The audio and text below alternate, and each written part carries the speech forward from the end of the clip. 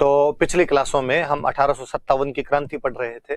मैं फिर चाहूंगा कि आपको अगले 5 मिनट में पिछले 3 दिन की क्लासों का रिवीजन करवाया जाए। 1817-18 में राजस्थान की रियासतों के साथ Lord Hastings governor general, Delhi के रेजिडेंट चार्ल्स मेटकॉफ और मालवा के गवर्नर रेजिडेंट जॉन मेलकम के माध्यम से संधियां करता है। इन संधियों के बाद में एक पोस्ट बनाई गई थी रेजिडेंट फॉर राजपूताना, जो कि दिल्ली में था और डेविड डॉक्टर लोनी था। 1832 में इस पोस्ट का नाम किया गया agent to governor general for Rajputana. Ajmer में हेडक्वार्टर बनाया गया। Doctor Abraham Lockett first AGG थे। 45 में इस ऑफिस को आबू भेजा गया, पर 64 में इसके लिए 6 महीने की व्यवस्था की गई। 6 महीने अजमेर, 6 महीने आबू। 57 की क्रांति के time George Patrick Lawrence Rajasthan का आईजीजी था, जो इससे पहले एक लंबे समय तक मेवाड़ का पॉलिटिकल एजेंट रह चुका था।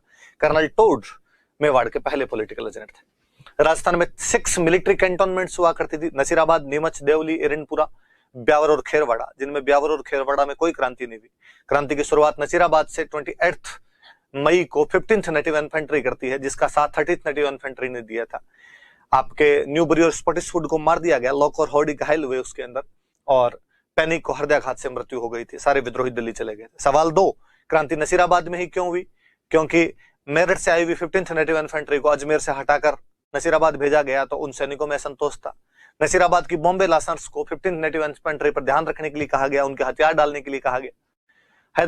नसीराबाद की शहर में घूमते हुए वो साधु और फकीर जो कि खबरें दे रहे थे कि चर्बी वाले कारतूसों की वजह से हमारा धर्म भ्रष्ट किया जा रहा है।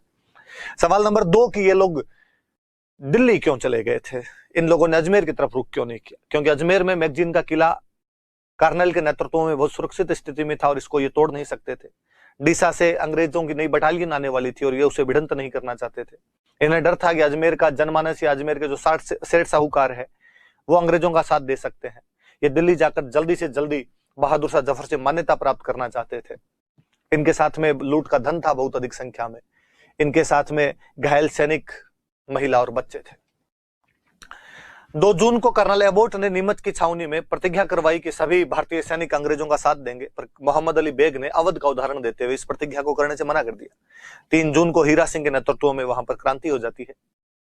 विद्रोहियों का शाहपुरा के राजा लक्ष्मण सिंह ने स्वागत किया। देवली की महिदपुर बटालियन उनके साथ हो गई और सारे विद्रोही दिल्ली चले गए। देवली के अंदर जहाजपुर से 800 मीणा सैनिकों की भर्ती की गई। नीमच छावनी में एक सार्जेंट की पत्नी और उसके बच्चों को मार दिया गया था। वहां से भागे हुए 40 अंग्रेज, जिनमें डॉक्टर मरी और डॉक्टर केन थे, पहले केसुंदा आए, जहां पर राम सिंह पटेल, ओंकार सिंह पटेल, केसर सिंह पटेल और यादव राम ने उनका स्वागत किया। वहां से वो लोग डूंगला में रुगाराम नामक किसान के घर पर रुके। कैप्टन सोवर्स, जो कि मेवाड़ का पॉलिटिकल एजेंट था, बख्श सिंह बेदला के नेतृत्व में सेना लेकर गया, नीमच की छावनी पर नियंत्रण स्थापित किया। बख्श सिंह बेदला को वहीं छोड़कर कैप्टन सोवर्स डूंगला से उन 40 अंग्रेजों को निकालता है, उदयपुर लेकर जाता है, जहां महाराणा स्वरूप सिंह ने उनको जगमंदिर महलों में रखा था। नीमच की छावनी में पुनः विद्रोह की आशंका पर अर्जुन सिंह सहीवाला ने चर्बी वाले कारतूसों की बात को निर्मूल साबित करने के लिए, आटे में चर्बी मिलाई जाने की बात को निर्मूल साबित करने के लिए सब लोगों के सामने सैनिकों के साथ में वहां खाना खाया।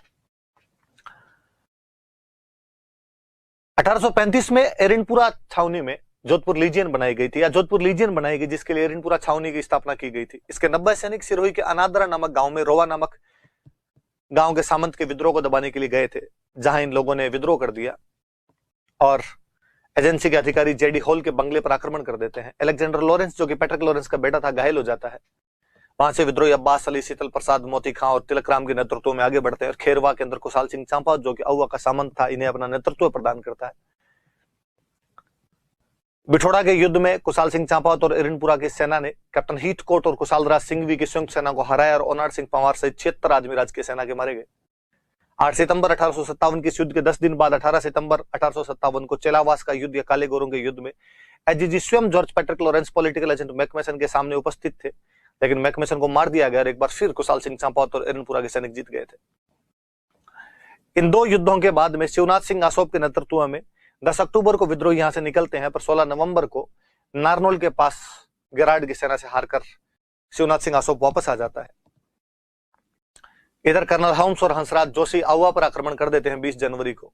कुशाल सिंह चांपावत मेवाड़ में सहायता के लिए चला गया। पृथ्वी सिंह लांबिया नेतृत्व किया। 5 दिन के संघर्ष के बाद आहुआ का पतन हो जाता है। अंग्रेज सुगाली माता की मूर्ति, जो कि काले संगमरमर की मूर्ति थी, जिसके 10 सिर और 54 हाथ थे, उठाकर ले गए थे। पहले आबू रखा गया, फिर अजमेर के राजपूताना म्यूजियम में रखा गया और कालांतर में उसे पाली के बांगड़ म्यूजियम में स्थापित कर दिया गया। कुशाल सिंह चांपावत ने बिठोड़ा के सामंत कानजी की हत्या की थी। कालांतर में उन्होंने मेवाड़ के अंदर सलूम्बर के सामंत केसरी सिंह चुंडावत और कोठारिया के सामंत जोध सिंह के पास शरण ली थी। 8 अगस्त 1860 को नीमच में अंग्रेजों के सामने सरेंडर किया। टेलर कमीशन बनाया गया, उसने बरी किया। 64 में उदयपुर में उनकी मृत्यु हुई। उनके बेटे देवी सिंह को बाद में जागीर मिली।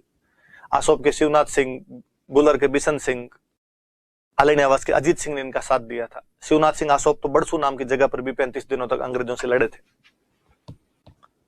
उस समय जोधपुर का राजा तख्त सिंह हुआ करता था। कोटा में 15 अक्टूबर 1857 को वकील जयदयाल और रिसालदार मेहराब खान ने क्रांति की। मेजर बर्टन, उसके 2 बेटे फ्रैंक और आर्थर, डॉक्टर सैडलर और सेविल क्विंटम और महाराव के प्रतिनिधि देवीलाल को मार दिया गया। महाराव राम सिंह सेकंड को नजरबंद कर दिया गया। मथुराधीश मंदिर के महंत कन्हैयालाल गोस्वामी ने समझौता करवाया। 9 शर्तों पर महाराव से जबरदस्ती साइन करवाए गए, जिनमें एक शर्त थी कि बर्टन की हत्या के लिए महाराव जिम्मेदार है। करौली का राजा मदनपाल महाराव को मुक्त करवाता है। 22 मार्च 1858 को मेजर रॉबर्ट्स स्वयं सेना लेकर आता है। 30 मार्च 1858 को विद्रोहियों से पूर्णतः मुक्त करवाया जाता है। कई विद्रोही भंवरगढ़ गए थे, जहां के व्यापारियों ने जब उनको शरण दी तो उन पर 51 रुपए का अंग्रेजों द्वारा जुर्माना किया गया था। जयदयाल का भाई हरदयाल और मेहराब खान के भाई करीम खान लड़ते हुए मारे गए थे। जयदयाल और मेहराब खान को एजेंसी के पास उसी नीम के पेड़ पर फांसी लटकाया गया था जिसके पास उन्होंने बटन का सिर काटा था।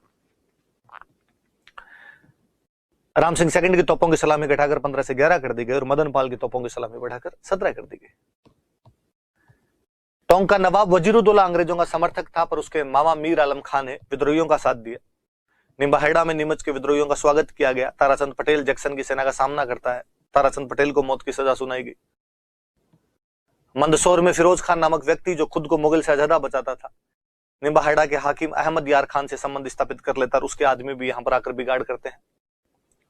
टोंक के विद्रोह में महिलाओं ने भी भाग लिया था, ऐसा मोहम्मद मुजीब के नाटक आजमाइश से पता चलता है। धौलपुर में देवा गुर्जर और भवानी शंकर ने विद्रोह की शुरुआत की, लेकिन बाद में इंदौर और ग्वालियर के विद्रोही यहां पर आकर जम जाते हैं, जिन्हें भगाने के लिए राजा भगवंत सिंह को पटियाला से सेना बुलानी पड़ गई थी। भरतपुर में गुर्जर और मेव विद्रोह कर देते हैं। राजा जसवंत सिंह को पॉलिटिकल एजेंट मॉरिसन को कहना पड़ा कि प्लीज भैया आगरा चले जाओ, इधर मत रहो।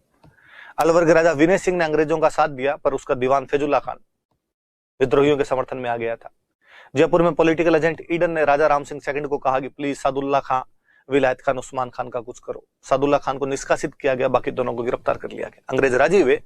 राम सिंह सेकंड को सितारे हिंद की उपाधि और कोटपुतली परगना दिया गया। बीकानेर का राजा सरदार सिंह एकमात्र व्यक्ति था जो अपनी रियासत से बाहर इस विद्रोह को दबाने के लिए गया था। उसे अंग्रेजों ने टिब्बी परगने के 41 गांव दिए थे। तात्या टोपे क्रांति के दौरान 2 बार राजस्थान आए थे। भीलवाड़ा के मांडलगढ़ आए थे। वो कुआड़ा के युद्ध में रॉबर्ट से हार गए थे। झालावाड़ के राजा पृथ्वी सिंह से 5 लाख रुपए दिए और झालावाड़ पर कब्जा कर लिया था। दोबारा उन्होंने बांसवाड़ा पर भी कब्जा किया था। सलूम्बर के केसरी सिंह और कोठारिया के जोध सिंह ने उनका समर्थन किया था। बीकानेर के राजा सरदार सिंह ने 10 घुड़सवारों की मदद की थी। जैसलमेर को छोड़कर बाकी सभी रियासतों में सहायता के लिए गए थे। कालांतर में मान सिंह के विश्वासघात के कारण नरवर के जंगलों में गिरफ्तार हो गए। सिक्कर के सामंत को भी उनको शरण देने के आरोप में फांसी दी गई थी। सिक्कर में तात्या टोपे की छतरी है। अमरचंद बांटिया, जो कि मूल रूप से बीकानेर के थे, ग्वालियर में रहते थे। झांसी की रानी और तात्या टोपे की सहायता करते हैं। क्रांति के भामाशाह कहे जाते हैं।